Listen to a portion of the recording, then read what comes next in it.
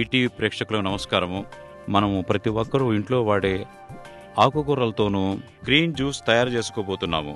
దీనికి సరిపోయే వస్తువుల్లో 1 గ్లాసు జ్యూస్ కొరకు 20 కరేపాకు ఆకులు, 1 బంచ్ కొత్తిమీర, 20 మెంతాకులు, 20 పుదీనా ఆకులు, 20 తులసి ఆకులు ఇవన్నీ కలిపేసి గ్రైండర్లో వేసి దానిలో 1 గ్రీన్ యాపిల్ వేసి కొద్దిగా వాటర్ పోసి గ్రైండ్ చేయాలి.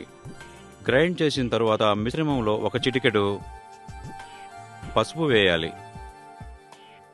కొన్ని ప్లేసెస్లో ఈ గ్రీన్ యాపిల్ దొరకని సమయంలో 1 నిమ్మకాయ రసాన్ని దీనిలో పిండాలి.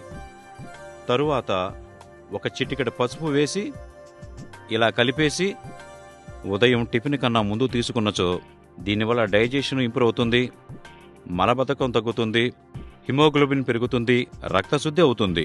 మీరు రోజంతా యాక్టివ్గా ఉంటారు. ప్రతి ఒక్కరూ తప్పకుండా ట్రై చేయండి.